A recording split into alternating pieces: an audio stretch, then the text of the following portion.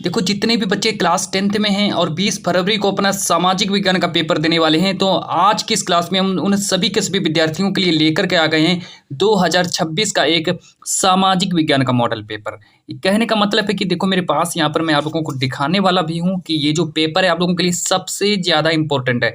Board से paper मैं लेकर के आया हूँ। जैसे मुझे बोर्ड से पेपर मिला मैं तुरंत पेपर लेकर के आ गया। तो मैंने सोचा क्यों ना मैं पूरा का पूरा पेपर में आप लोगों को सॉल्व करा दूँ और आप लोगों के अच्छे अच्छे नंबर आ जाएं। तो ये हमारे पास है जिसका कोड है कि 801 HK का मैं पेपर लेकर के आ गया हूँ। तो सभी के सभी छात्र इस पेपर को जरूर तैयार करें और तैयार करके चले जाएं। और यहाँ पर देखो आप लोगों का पेपर है 2026 का सामाजिक विज्ञान का पेपर लेकर के आ गया हूँ। तो आप लोग पूरा पेपर तैयार कर लो। यहाँ से अपना सबसे पहले यहाँ पर अपना नाम लिख देना, यहाँ पर अपना अनुक्रमांक लिख देना। और ये हमारा देखो 70 नंबर का पेपर है और हमारा समय जो दिया है 3 घंटे 15 मिनट में आप लोगों को अपना पूरा पेपर हल कर लेना है। तो ये सब कुछ आप लोगों को पढ़ लेना है। निर्देश दिया है पूरा का पूरा, जैसे आप लोग एग्जाम सेंटर में जाओगे सीट पर बैठोगे यही सब कुछ आप लोगों को पढ़ना पड़ेगा। तो पढ़ने से अच्छा है कि आप लोग यहीं पर स्क्रीनशॉट ले लो, पढ़ना यही सब कुछ पड़ेगा वहीं पर ही। और ये आप लोगों का देखो खंड आ है, तो बिल्कुल सेम 20 फरवरी को ऐसा ही पेपर आप लोगों को दे दिया जाएगा और सॉल्व करने के लिए दिया जाएगा आप लोगों को, है ना। तो पेपर होने से पहले ही देखो मैं आप लोगों को पेपर दे देता हूँ, को पूरा पेपर तैयार कर लेना। कोड को जरूर देख लेना, 801 HK का कोड है हमारा। तो चलिए स्टार्ट करते हैं। पूरा पेपर मैं सॉल्यूशन के साथ लेकर के आ गया हूँ। देखिए अब हम यहाँ से स्टार्ट करने वाले हैं। सबसे पहले मैं आप लोगों को बताऊंगा बहुविकल्पी प्रश्न, यानी कि आपके पेपर में क्या होगा कि इस बार 20 ऑब्जेक्टिव प्रश्न पूछे जाएंगे। तो इस पेपर में सबसे पहले 20 ऑब्जेक्टिव प्रश्न कौन कौन से आएंगे और 20 नंबर का ऑब्जेक्टिव प्रश्न भी पूछा जाएगा, है ना। तो 20 नंबर अपने पहले पक्के कर लो, फिर मैं इस पेपर का पूरा पूरा सॉल्यूशन पेपर लेकर के आ गया हूँ। पूरा पेपर तैयार कर लेना। देखो सबसे पहला देखो मेरा प्रश्न है कि लेटेराइट मिट्टी निम्नलिखित में से किस राज्य में पाई जाती है। पहला प्रश्न है देखो कि लेटेराइट मिट्टी जो है सब मतलब किस राज्य में पाई जाती है। पेपर में 1 नंबर का प्रश्न आने वाला है। तो जैसे ही आप लोगों का ये प्रश्न आए तो आप लोगों को महाराष्ट्र को सही करना है। महाराष्ट्र हमारा राइट आंसर हो जाएगा। चलो फिर हम बात करते हैं प्रश्न नंबर जो मेरा अगला है। प्रश्न नंबर नेक्स्ट देखेंगे कि नेपोलियन बोनापार्ट की पराजय कब हुई थी। ये भी हमारा 1 ही नंबर का प्रश्न आएगा कि नेपोलियन बोनापार्ट की पराजय कब हुई थी। तो आप लोगों को क्या करना है 1815, यानी कि ऑप्शन नंबर सी हमारा सही हो जाएगा। अब देखो पूरा का पूरा मैं सॉल्यूशन के साथ लेकर के आ गया हूँ। जो बच्चे इस पेपर को पूरा तैयार कर लेंगे तो मैं उनसे गारंटी ले रहा हूँ कि एक भी प्रश्न आपका नहीं छूटेगा 2026 में। 20 फरवरी को सारे के सारे प्रश्न आप लोगों को इस पेपर से मिलने वाले हैं, क्योंकि पेपर तो मैंने दे ही दिया, पेपर मिल ही गया है। आप देखो बात करते हैं प्रश्न नंबर 3 के बारे में कि भारत छोड़ो आंदोलन किसने प्रारंभ किया था। ये भी हमारा 1 नंबर का प्रश्न आएगा। तो भारत छोड़ो आंदोलन किसने प्रारंभ किया था, तो इसका राइट आंसर हो जाएगा महात्मा गांधी। महात्मा गांधी को क्लिक करेंगे। अब आगे देखो बात करते हैं प्रश्न नंबर 4 के बारे में। प्रश्न नंबर 4 को देखेंगे कि भारत में सबसे पहले किस भाषा में पुस्तकें छपी थी। मतलब उस भाषा का नाम बताना है जिस भाषा में पुस्तकें छपी गई थी। तो इसका राइट आंसर हो जाएगा कोंकणी, यानी कि ऑप्शन नंबर डी हमारा सही हो जाएगा। पूरा पेपर देखो मैं आप लोगों को सॉल्व करवा दूंगा। अब आगे देखो बात करते हैं प्रश्न नंबर 5 के बारे में। प्रश्न नंबर 5 को देखेंगे। प्रश्न नंबर 5 कह रहा है कि प्रथम विश्व युद्ध का प्रारंभ कब हुआ था। तो ये भी हमारा 1 ही नंबर का आएगा कि प्रथम विश्व युद्ध का प्रारंभ कब हुआ था। तो ये हमारा प्रश्न नंबर जो है प्रश्न नंबर 5 है और प्रश्न नंबर 5 का यहाँ पर राइट आंसर हो जाएगा। प्रश्न नंबर 5 का राइट आंसर हो जाएगा 1914 हमारा देखो राइट आंसर हो जाएगा। चलो बात करते हैं प्रश्न नंबर 6 के बारे में। प्रश्न नंबर 6 को देखेंगे कि निम्नलिखित में से कौन सा जैव संसाधन है। तो जैव संसाधन कौन सा है, 1 नंबर रहेगा। ये भी प्रश्न आने वाला है।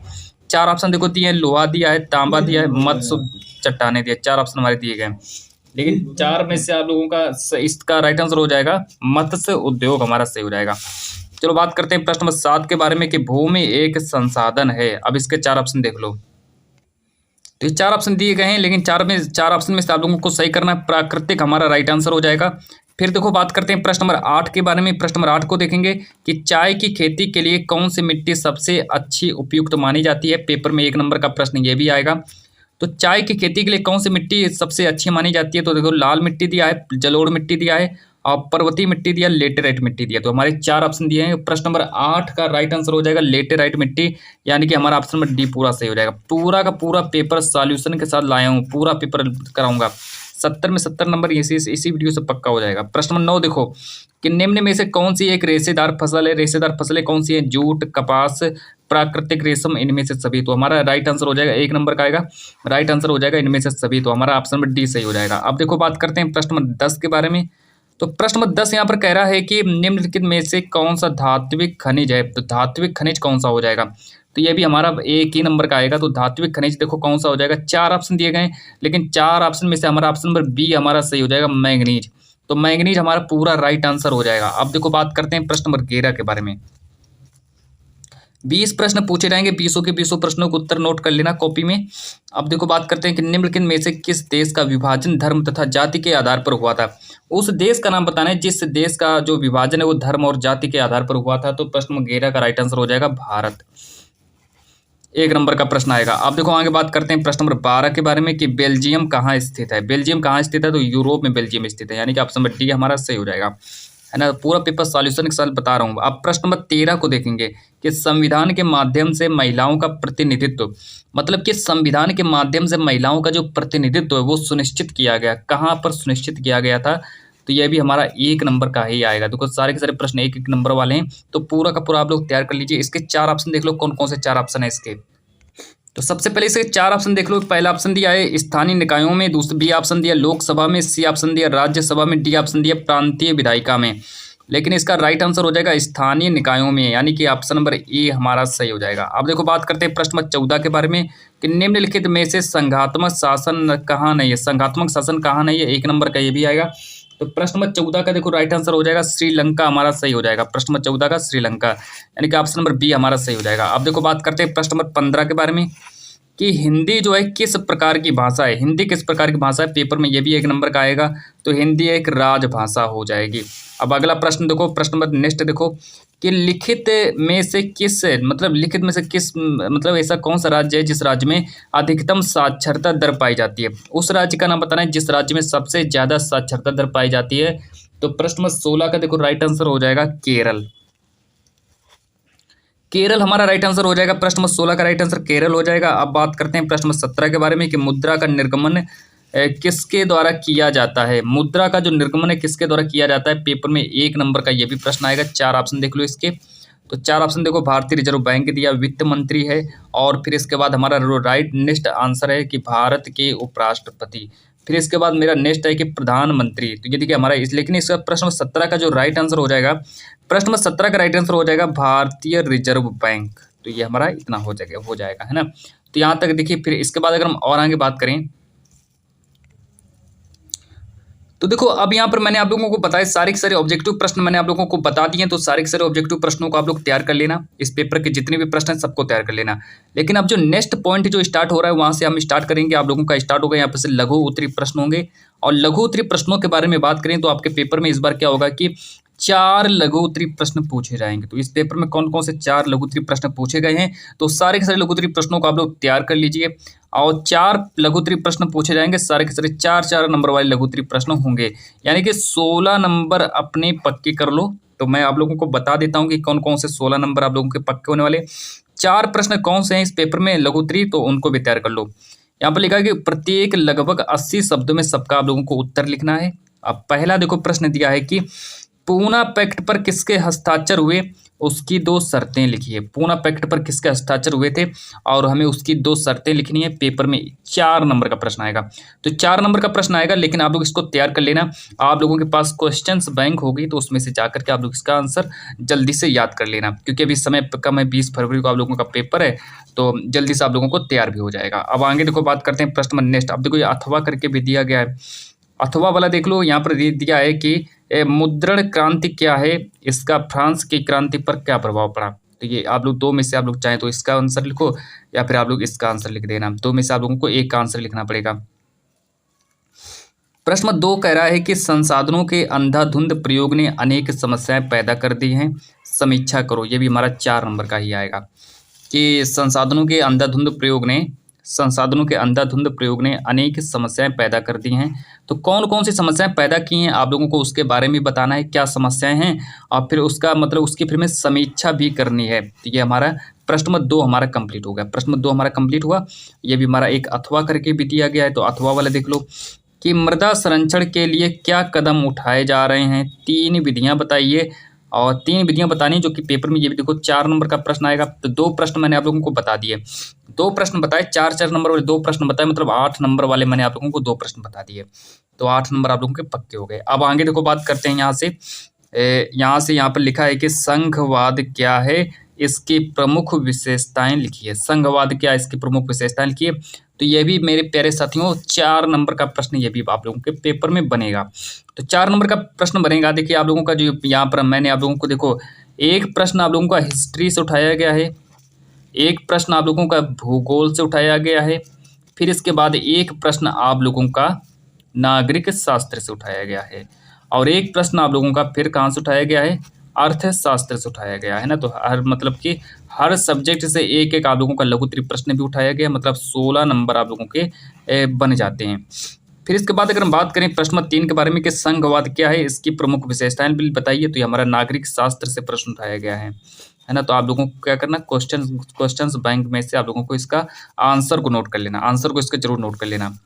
अब यहाँ पर देखो अथवा करके भी दिया गया है कि लोकतंत्र में सत्ता की साझेदारी क्यों जरूरी है, कोई तर्क दीजिए। मतलब लोकतंत्र में सत्ता की साझेदारी क्यों जरूरी है, कोई हमें तर्क देना है, और तर्क दे करके आप लोग इसका आंसर लिख लेना।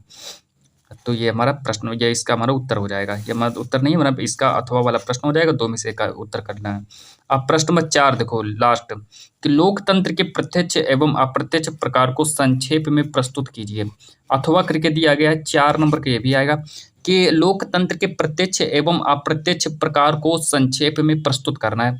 तो कैसे प्रस्तुत करेंगे, तो ये जो प्रश्न है अर्थशास्त्र से उठाया गया है ना। तो अर्थशास्त्र से इसको उठाया गया है, तो आप लोग अर्थशास्त्र से इसको नोट कर लेना। और फिर इसके बाद अगर हम और आगे बात करें, तो चलिए आगे देखो बात करते हैं। तो इसका अथवा वाला प्रश्न देख लो, कह रहा है कि विश्व व्यापार संगठन से आप क्या समझते हैं, है ना। तो विश्व व्यापार संगठन के बारे में बता देना, तो आप लोगों का देखो 4 नंबर इसका भी मिल जाएगा। लेकिन अब मैं यहाँ से स्टार्ट करता हूँ आप लोगों का वर्णनात्मक प्रश्न, यानी कि सेकंड, जहाँ से आप लोगों का सारे के सारे 6 नंबर वाले प्रश्न पूछे जाएंगे। तो 6 नंबर वाले सारे के सारे प्रश्न पूछे जाएंगे, जो कि मैं यहाँ पर मैं आप लोगों को बताने वाला हूँ सारे के सारे विस्तृत उत्तरीय प्रश्न, यानी कि विस्तृत उत्तरीय प्रश्न, यानी कि जिसमें से 4 प्रश्न पूछे जाएंगे, सारे के सारे 6 नंबर वाले 4 प्रश्न पूछे जाएंगे, मतलब 24 नंबर का आप लोगों का विस्तृत उत्तरीय प्रश्न भी पूछा जाएगा। देखो यहाँ पर कह रहे हैं कि निम्न प्रश्नों का उत्तर प्रत्येक लगभग आप लोगों को 150 शब्दों में लिखना है। तो 150 शब्दों में कैसे लिखना है, तो सबसे पहले देखो बात करते हैं।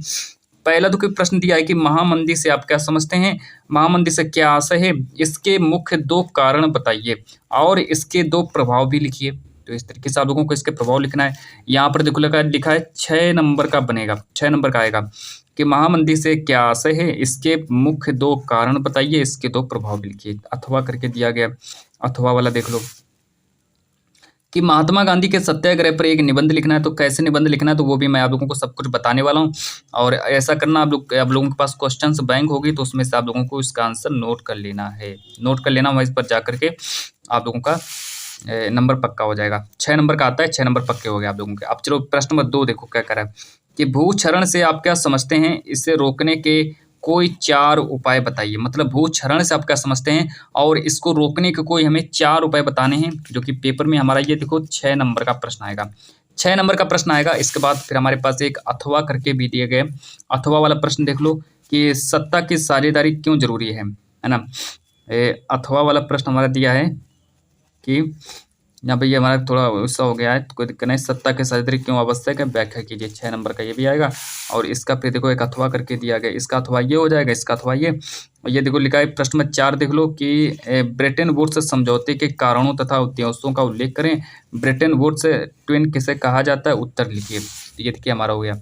इसका अथवा वाला दिया गया है, जो कि हमारा 6 नंबर का ये भी पूछा जाएगा, 6 नंबर का पूछा जाएगा। इसका अथवा देख लो, यहाँ पर देखो लिखा है अथवा वाला देख लो, यहाँ पर देखो लिखा है कि मानव विकास सूचकांक क्या है, मानव विकास मतलब नापने वाले मूलभूत अवयवों का वर्णन कीजिए। तो ये हमारा हो गया इतना करने के बाद फिर हम देखो आगे बात करते हैं। यहाँ से स्टार्ट होता है आप लोगों का मानचित्र कार्य। मानचित्र कार्य जो होगा आपके पेपर में 10 नंबर का मानचित्र कार्य भी पूछा जाएगा। तो 10 नंबर का मानचित्र कार्य, जिसमें से हिस्ट्री के 5 प्रश्न होंगे और भूगोल के भी 5 प्रश्न होंगे, मतलब 5-5 मिलाकर मतलब 10 नंबर का आप लोगों का मानचित्र कार्य भी पूछा जाएगा। तो मानचित्रकार, मानचित्र संबंधी प्रश्न है। यहाँ पर लिखा निर्देश के प्रश्न संख्या 9A तथा 9B जो है मानचित्र से संबंधित हैं प्रश्न। तो चलिए बात करते हैं। तो देखिए यहाँ पर सबसे पहले बात करते हैं प्रश्न नंबर पहला। देखो कि जलियांवाला बाग हत्याकांड किस स्थान पर हुआ था, जो कि पेपर में 1 नंबर का आएगा। हिस्ट्री के सारे प्रश्न देख लो। प्रश्न नंबर 1 कह रहा है कि जलियांवाला बाग हत्याकांड किस स्थान पर हुआ था। प्रश्न नंबर 2 कह रहा है कि उत्तर प्रदेश की राजधानी का नाम लिखिए। प्रश्न नंबर 3 कह रहा है कि नील की खेती करने वाले किसानों ने किस स्थान से आंदोलन प्रारंभ किया। फिर इसके बाद प्रश्न नंबर 4 हमारा कह रहा है कि प्रसिद्ध स्वर्ण मंदिर कहाँ पर स्थित है। और प्रश्न नंबर 5 कह रहा है कि सर्वप्रथम पूर्ण स्वराज की मांग का प्रस्ताव कब पारित हुआ। तो ये देखिए हमारे हिस्ट्री के 5 प्रश्न है। पांचों के पांचों प्रश्नों का आप लोग स्क्रीनशॉट कर लीजिए और याद भी कर लीजिए, है ना। याद कर लेना, पांचों के पांचों प्रश्न यही वाले आएंगे। मानचित्र आप लोगों को वहीं पर ही दिया जाएगा जहाँ पर आप लोगों का एग्जाम सेंटर होगा, तो वहीं पर आप लोगों को मानचित्र भी दिया जाएगा, इसको भरने के लिए दिया जाएगा, है ना। अब देखो बात करते हैं यहाँ से 9वीं। प्रश्न संख्या 9वीं कह रहा है कि निम्नलिखित भारत के मानचित्र में संबंधित निम्नलिखित को दर्शाइए। तो पहला प्रश्न है कि चावल उत्पादक क्षेत्र, उसको मैं इस प्रकार के चिन्ह द्वारा नाम से दर्शाना है। तो अब जैसे मान लीजिए कहीं भी ये मान लीजिए मानचित्र है, तो मानचित्र में जैसे देख लेना चावल उत्पादक क्षेत्र कहाँ पर है, तो वहाँ पर आप लोगों को ये वाला चिन्ह बना देना, इस तरीके से चिन्ह बना देना, तो आप लोगों का 1 नंबर पक्का हो जाएगा। फिर जैसे ही हमारा प्रश्न नंबर 2 पूछा गया है कि गुजरात की राजधानी नगर, गुजरात की राजधानी क्या होती है, उसको मैं इस प्रकार के चिन्ह द्वारा नाम से दर्शाना है। अब आगे देखो प्रश्न नंबर 3 कह रहा है कि बॉक्साइट उत्पादक का एक क्षेत्र जिसको मैं इस प्रकार के चिन्ह द्वारा नाम से दर्शाना है। तो ये हमारे 3 प्रश्न हैं। 2 प्रश्न और देख लीजिए। तो यहाँ पर देखो प्रश्न नंबर 4 कह रहा है कि कपास उत्पादन का एक क्षेत्र, कपास उत्पादन का एक क्षेत्र जिसको मैं इस प्रकार के चिन्ह द्वारा और उसको मैं नाम सहित दर्शाना है।